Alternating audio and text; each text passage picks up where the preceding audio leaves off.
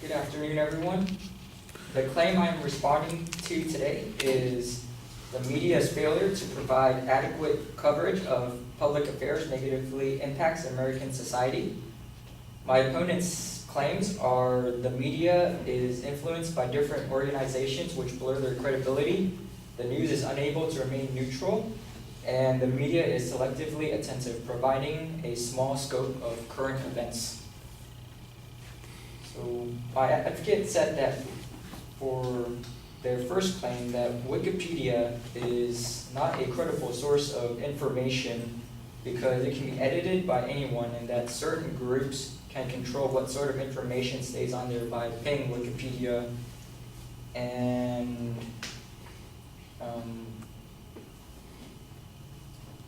paying Wikipedia and controlling it. But I did not see in any of the sources saying that the media was using Wikipedia as a source of information for their news. Since that is the case, I failed to see how that relates to a claim being made, which was that the media being influenced by different organizations affects American society.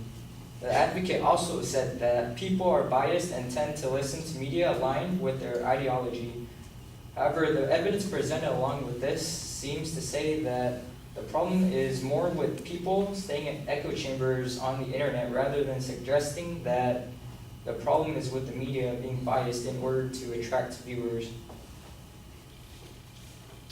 Secondary claim 2, the news is unable to remain neutral. It was said that the media can be used as a means of propaganda and was backed by the fact that news outlets seem to focus on coverage of terror attacks in the US and its allies. This was used to make it seem like this was where a majority of terror attacks occurred. However, only 10% of major terror attacks occurred in these places. The evidence is a fallacy of presumption because it only makes sense that the US media would focus on the US and its allies. Middle Eastern news outlets such as Al Ghawaba and Al Jazeera have much less coverage of terror attacks in the Western nations and more coverage of terror attacks in the Middle East since it's more relevant to them. The third secondary claim is that the media is selectively attentive, providing a small scope of current events. The advocate said that news outlets are selectively attentive to riots, North Korea shootings, and who's really in charge of the White House. However, this was presented without a source or any other type of evidence.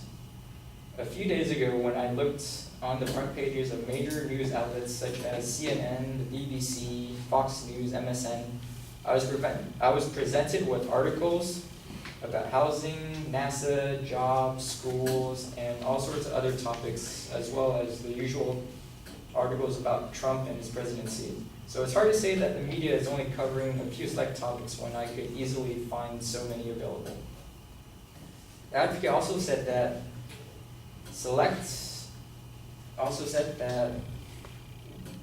people that select one type of media will be likely to participate in civic duties such as voting, and that people that select more medias will even be more likely, but that is not always positive. I do not see how this relates to the claim being made, which was that the media is being selectively attentive. And in the evidence presented, said that people exposed to more media are also more likely to be less biased. So in conclusion, the media may indeed be influenced by different organizations. They may be biased and they may be selectively attentive to certain news. However, these claims remain inconclusive because the evidence is insufficient to back them up.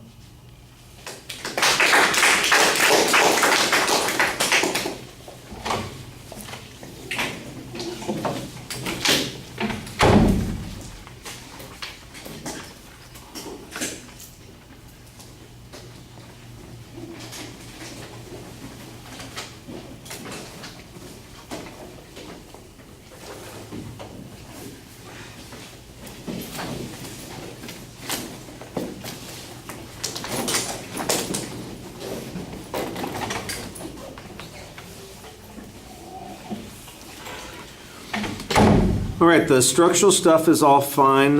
When you get to the first point, I thought that was kind of an interesting twist about the Wikipedia, that the media is not using Wikipedia. I think the advocate was probably suggesting that Wikipedia is an example of a media that could be influenced, and you're going to go at it in a different direction, which is a reasonable press to make. The argument about bias and alignment I thought was okay.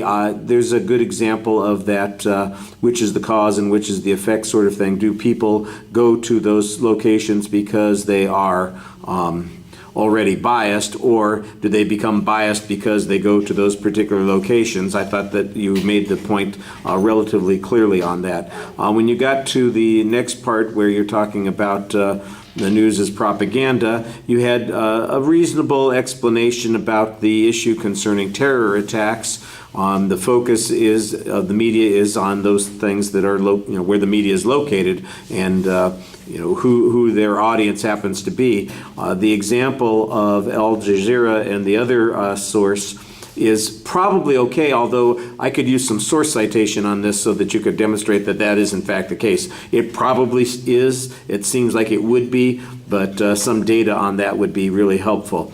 And then on the issue of selective attention, you challenge the lack of source on that. You've got a personal example of your own experience, which I like the way you kind of summarize this notion. I think you want to acknowledge that there is a lot of attention paid to some issues, and those are not unimportant issues, but it's not as if other issues are being crowded out. And here's a demonstration, and you use your personal experience here. Maybe there was some way that you could cite that, even just looking at today's front page for CNN or something like that. You could say, here from today, here are the 15 articles that appear on the front page. 2 of them are about Trump, and the other 13 are about X, Y, Z, Q, R, and S. And you can give us a specific reference. The general reference is okay. The specific would probably be more convincing. And I like the summary at the end of the speech. Thank you.